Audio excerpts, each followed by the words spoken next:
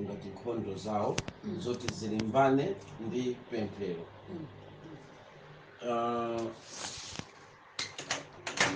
Nthawi zonse mkhristu akamapemphera, Satana mdierekezi ndi angelo ake onse amachita mantha ndi pemphero, chifukwa pemphero ndi chimene chili ngati chida chachikulu kwambiri pamaso pa Mulungu, makamaka kwa ife kudalira Mulungu, timadalira pemphero.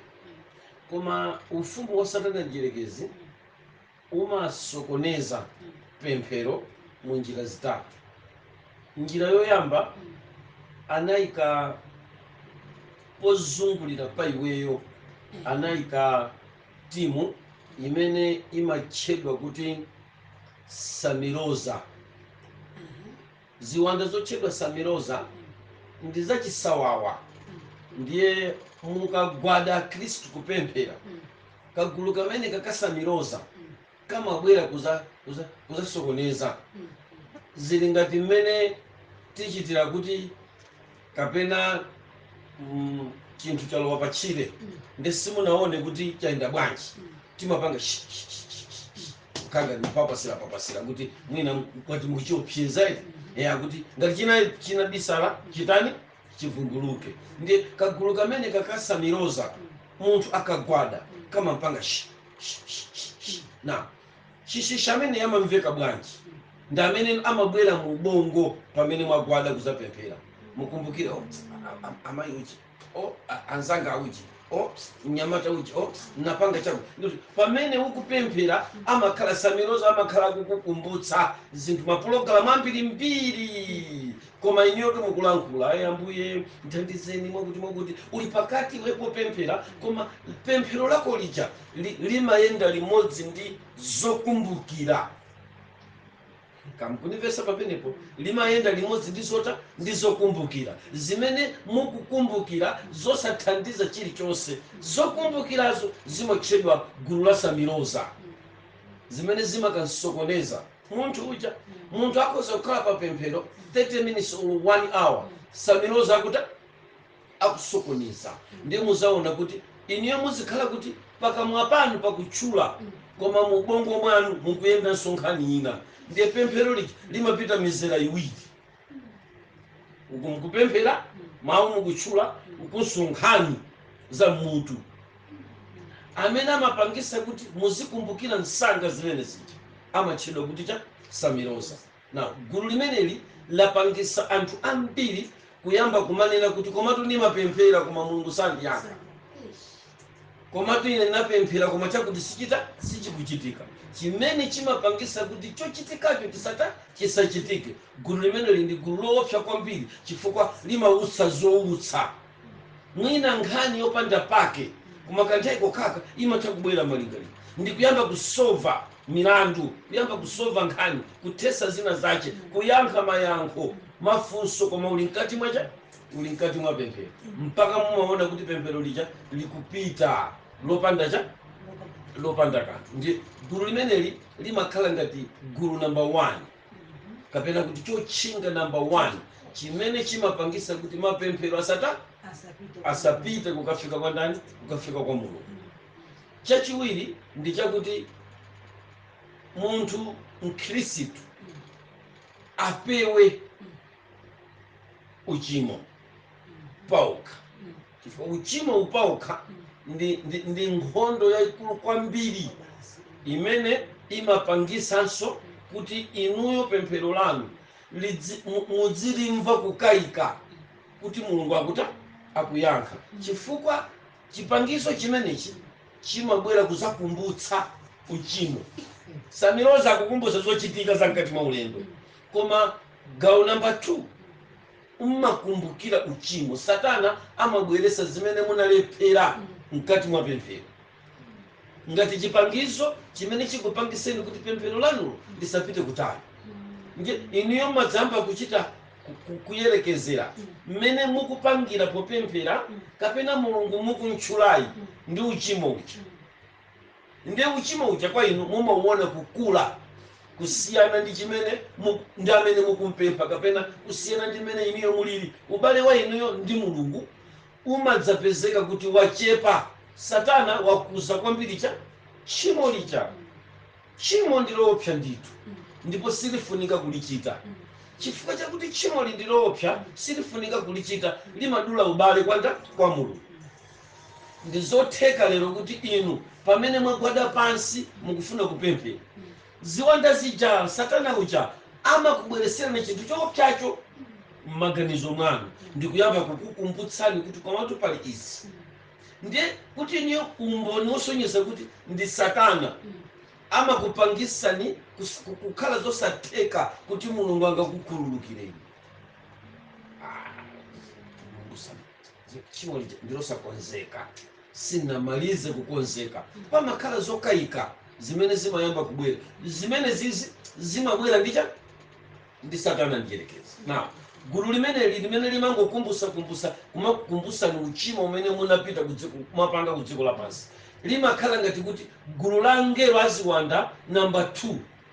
Phase 1 tapeza Samiroza, ndiye phase 2 tikupeza gulu ilili limene lili ziwanda, ufumu wa Satana ku dziko lapansi, umene inu pokhalamo kulumikizana ndi Mulungu wanu amakunenezani pa zimene inu mukuchita kuti muzigwa mphwayi pamene mukupemphera. Chifukwa chakuti mukugwetsedwa ndi mphwayi, mwakumbutsidwa kufoka kwanu, mwazipeza operewera kuti ngakhale mwagwada pa Mulungu woyera, inuyo si woyera ndipo pemphero silingamveke. Conclusion yakuti pemphero langa silingamveke ndiye kuti chimenecho ndicho chinga chapangisa kuti pemphero lilephere kukafika.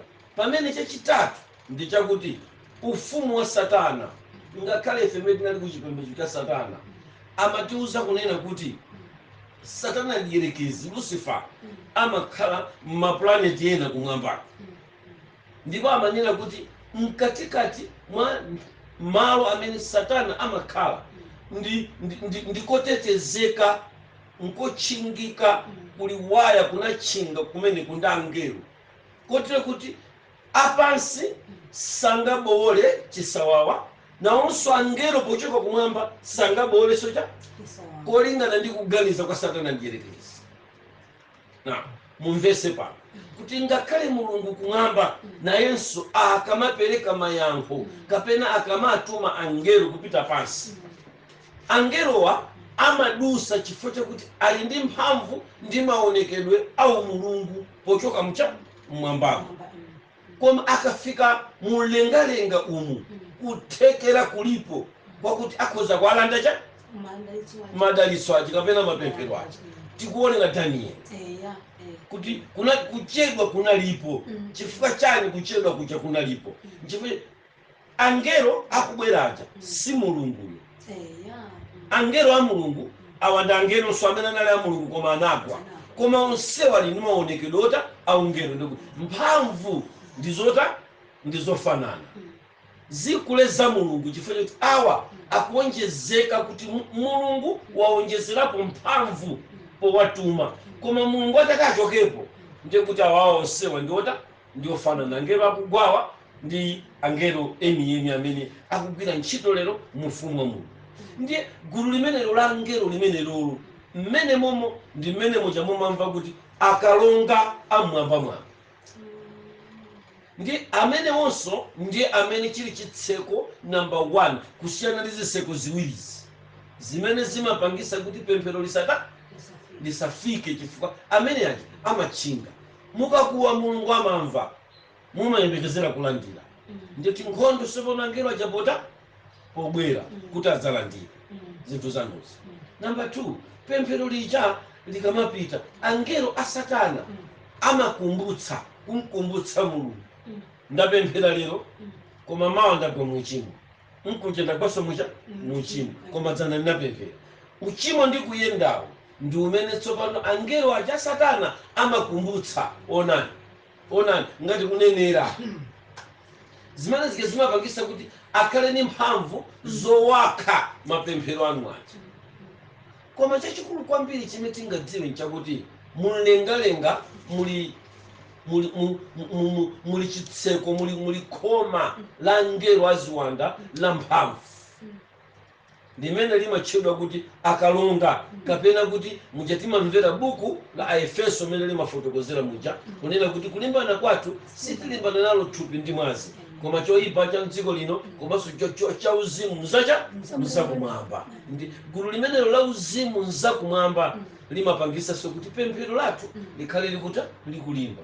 Koma pemphero kuti likafike bwino tidzipanga bwanji malingana ndi mmene ife timaonera mapemphero amene oyera mtima mapemphera kuti mapemphero amene amatikanika kugwira ngakhale pansi pano kuti nyumba muno mukupemphera ife asataniki tili panja kuti tilephere kulowa kapena tilephere kulepheretsa zimene mukupempha. Pempherolo limamveka chonchi munthu akagoda pansi ndi mtima wonse kuti akupita kwa Mulungu wake.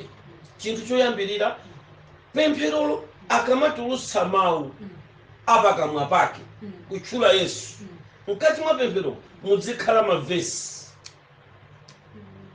kazimveka zimenezi ndi mavesi aja ndi amene tsopano amapita ngati miyala ya moto mdzanja la Satana kuti chimene mwapempha chicha achisiye kapena akupaseni mpata achitaye chimamuocha. Koma mukamangoti ndikumangopemphera pemphero licha limapita mozizira kotera kuti kuthekera kogwira kumatanipo kumakhala.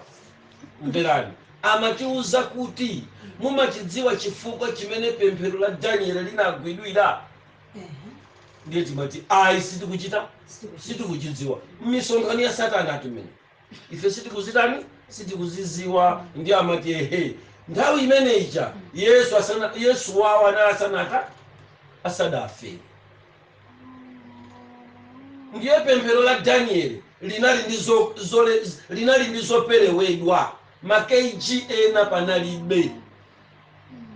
Kazikumveka zimenezo pamene pemphero la lero Mulungu anachitala kubweretsa Yesu podziwa kuti pemphero mopanda kutchulamo Yesu limangopita la ulere likafika mwamwayinga si pemphero basi koma limavutikira komanso kulikankha kulipeta kumakhala kosavuta.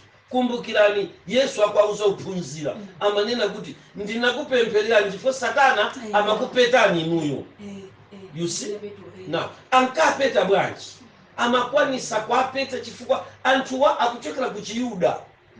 Yesu sanafere pamtanda pati panafunika akakakwera pamtanda mmene anangokwera pamtanda Yesu ndikukhesa mwazi. Pemphero lomwe lija mapemphera china Petro moyo omwe uja makhala china Petro Yesu asanafe uja omwe uja Satana sakadapeta koma anakwanisa kwapeta chifukwa mwazi sunatani pamtanda sunakhesedwa.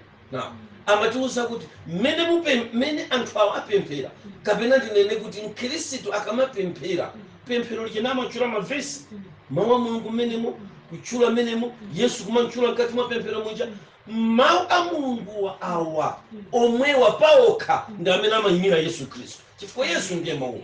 Now pemphero lija limapita ngati miyala ya moto ndi limene linkatipangisa ife tikazungulira nyumba kapena tikayima pa nsewu kati kudikira china chake katapita kwina kwake pena paliponse ngati tikampeze munthu yopopemphera akutchula mawu a Mulungu mkati mwa pemphero akutchulamo Yesu Khristu. Number 3 moyo wake uwu mabasikete majumbo onse tinanyamula azoneneza azipezeka kuti mitanga yatuma mulibe chomuneneza munthu.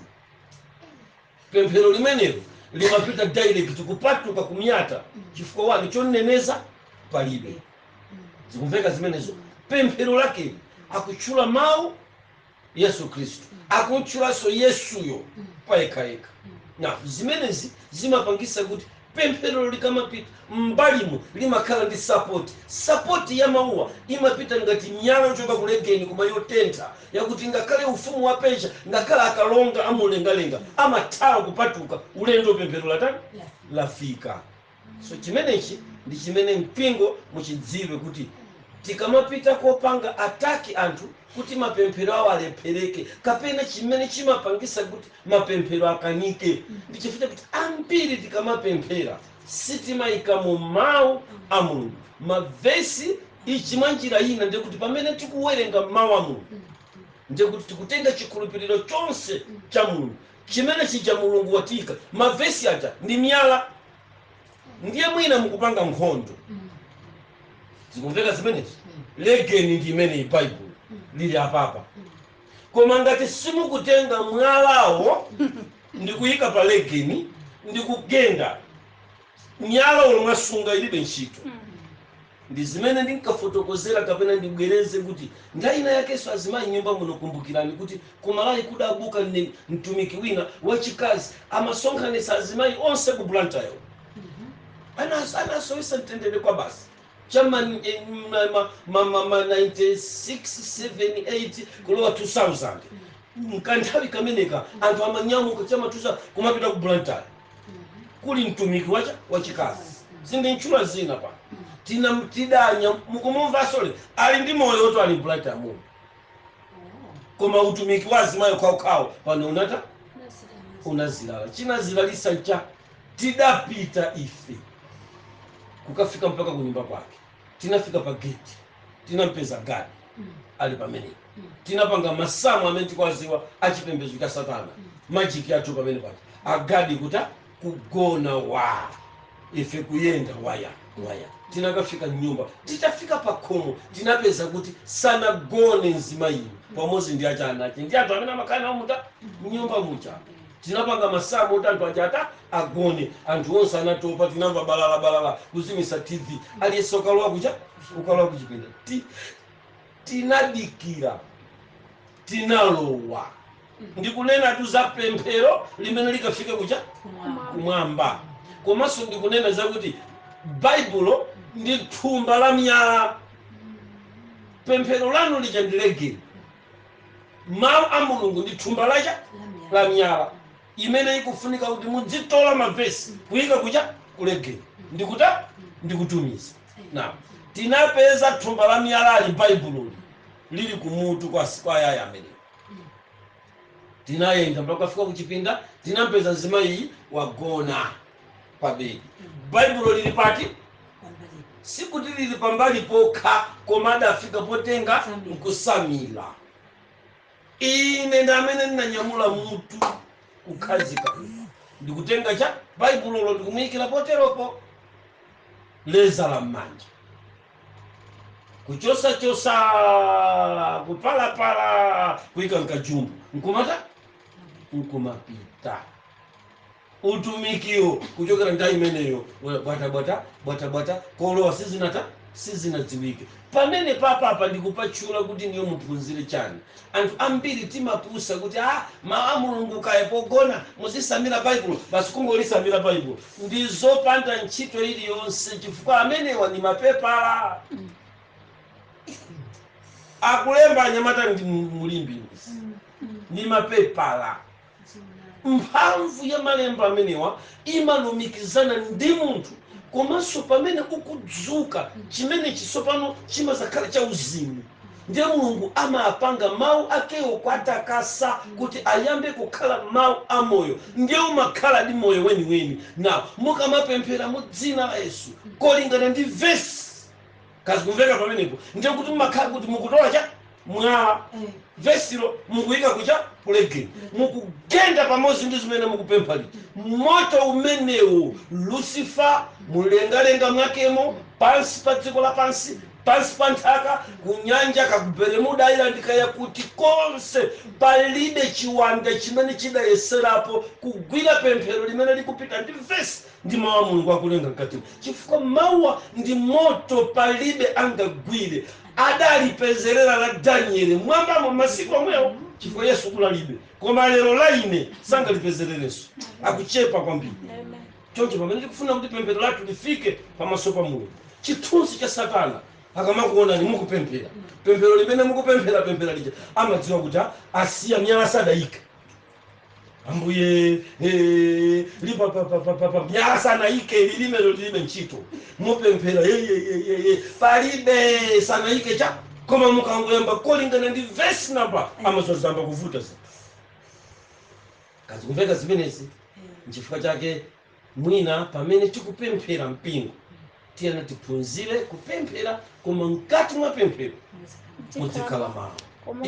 Ndikuisa mutakhala kuti muli mawu koma vesi yosuna ichule koma wagwisa ntchito mawu Mulungu tekezo kuti vesi wayiwala pamene kubwanji koma mawu Mulungu achula. Mawu a Mulungu ndi amene ali ofunika kwambiri koma posonyeza ukudziwa chimene ukunena vesi lonso limakhala solofunika chifukwa pamene pasopano umadziwa kuti kumene tabwera kuno kazi kumveka zimenezi mwina ndiwonjezere pamene. Satana achiyerekezi amaona matimu atatu anthu opemphera kazi kumveka zimenezo. Team number 1 imene ndiye ma professional sizamasewera yawo amene wandi anthu number 1 ali nchiyero akupanga chilichonse chimene mawu Mulungu ananena amakwaniritsa chilichonse kaza cha 10 kaza chani chilichonse amalondoloza anthu amenewa komanso ndi anthu oyera mawu a Mulungu sadaloweza cha mkati. Gulu limenelo ndi lina lapaderadera ngakhale kukuza ndi kuti pitaniko amakuza ndi msayesere mukavulala kumene kumukachoka mutapsa kumene kuti anyamata sizamasewera. Gulu limenelo ndi anthu loopsa kwambiri mwamvaiti limene ligulu limeneli ndi limene likamapemphera limasokoneza mahomsero achipembedzo cha Satana. Kugulu limenelo ndilokwana gulu loyamba kuli oyimba amene akuimba nyimbo za uzimu osati nyimbo za kubabulo koma amene akuimba nyimbo zachani za uzimu amene anakupanga kulalikira kukhala kuimba sana kupange kuimba kukhala kwaya iyayi kapena kuimba kukhala chosewerera koma a business ayi sana kupange kuimba kukhala kochukira koziyenerezera kokaoneserera kwapaka kumajambula mastyle apa alingali mazi iyayi ndikungokomesera zili bwino koma amene sana kupange kuimba kukhala kochugulira kazi kumveka zimenezo ali kugulu lipi number 1 kumeneko. Gulu limenelo ndi limene limasokoneza upo wandiyerekezi kaya kuli ma meeting akunsi kwa nyanja kaya ndapanja kaya magalasi kwawo kaya ma 2020 awo chani zonse amakambirana kaya ndi kusadiki kaya ndi kuti koma ngati akukambirana zinthu zimene sizikuthandiza ufumu wa Mulungu gulu limenelo limasokoneza kuti ndilopsa kwa basi. Gulu number 1 ndiye gulu number 2 pali anthu olowa ndi kutuluka. Kama kunimvesa pamenepa gulu lolowa ndi kutuluka tikunena anthu amene muli osakhazikika pa zinthu za Mulungu amene munangotenga membership ya church basi amene ndiye muli gulu number 2.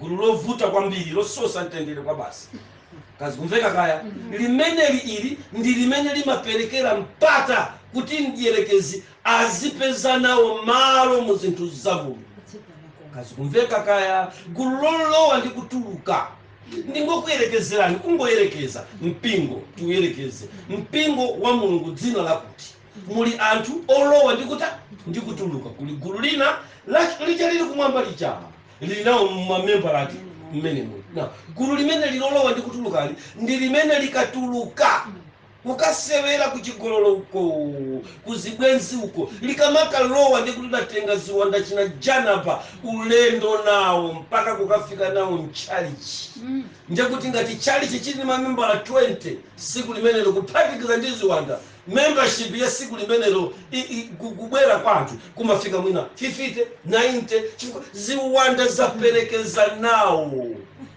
zakafika nawo pamalo pochedwa chalichi poyera chifukwa cha ino amene mumalowa ndi kutuluka.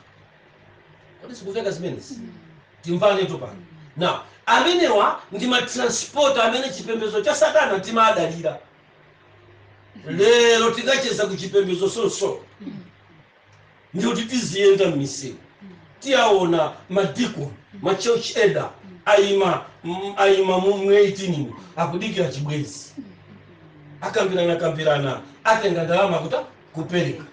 Kodi ndalama yampasanda omembala wa Seventh Day wa kwaya wa chikazi wa Dorika walandira 10,000 ife pambuyo pa 10,000 walandira kuchibwezi mpaka imene tilondola mpaka tikafika na nchali chimwako mongo iweyo wabweresa ziwanda pamaso pa Mulungu. Gulu limeneli ndimetima lichalolowa ndikutuluka matransporta amene amapangisa kuti ife achipembedzo cha Satana tizipeza nawo cha mwayi okafika nawo cha mchalichi kulondola ziti zimene zija kasi kumveka kaya mutumizirana Airtel Money ziwanda zimayenda mu Airtel kwa zafika mu foni kuyembekezera hey muli 10,000 yachoka kwanda kwa yawo anthu amene wandi olowa ndikutuluka amene sopano amakapangisa kuti chipembezo chiyambe kudilaga. Tiyeni muyime sopano pa president worship muyimirira limodzi ndi olowa ndikutulukawo. Gulu limene ndi gulu lachiwiri. Tiyeni muyambe zokokeka zinthu zake mmene mayambira DJ kuchunira yapa zosagwira kukweza keyboard zosagwira kusisa kuti kapena ndi yapa kapena zosagwira mapeto ake kuti basi tipemphere puta mabwerako opanda kalikosi chifukwa chanda olowa ndikutuluka. Ndiye kuli gulu lomaliza. Gulu limeneli ndiye gulu limene siliyelekeza nkuyelekeza komwe kuti ndila Mulungu koma linatenga umembala wa chalichi amene mwani mamembala a chalichi koma mkati mwawo mulibe cha nawo mapemphero amagulu atatuwa ndi osiyana. Kazi kumveka zimenezi ndiye gulu ili lapa pali lingaloweze buku. Kazi kumveka zimenezo ndilakunja likoza kuloweza nawo cha buku limeneli kuliloweza. Yohane 1 Mulungu anakonda dziko lapansi kotero kuti anatuma mwana wache chifukwa cha ine ochimwa sana lape aya kungotenga sizithandi suyaka moto chifukwa choti wachula vesi kamkunivesa pamene moto mmene musikuti ukhala mwala walegeni otentha m'manja mwa njerekezi ayi chifukwa munthuyi si Khristu analoweza anachita memorize kodi sikumveka zimenezi anangochitani chinthuchi anangochiloweza. So kuloweza si umulungu. Ine ndaona ngati kuli chipembedzo chimene ndikuchokereni cha Chisilamu kumene kuti kamati taphunzira koyambirira kuti manena kuta kuloweza umayamba mwana ukuphunzira mpaka na kuzafika pena pake hapa ukungoloza buku lonse loyamba limachedwa jusu amba limene lonselo jusu amba umangomuloweza kumwika cha munthu. Zikumveka now amene wamapita mumapeza mamufti woti Qur'ani yonse kuchoka mpaka kuzafika kuiloweza koma alondoleni mmamidzi ndikona chiuzira ngwenya ukubulanta alilongwe konse ana alinawo akunyenga kopya koma anata analowa chimodzimodzi so Chikhristu analoweza koma zimenezi sizikuthandiza kuti pempherolo limveke. Nawo Satana amaopa first battalion ili koko ija oyambirira ija imene ndimene amazoti kapemphera imene ndiye inu titani inu ndine tizichose kugulu ili anthu wamba tichoke apa pagulu lolowa ndi kutuluka tipite pagulu liti ndi limene akuti likapemphera Satana amagwera.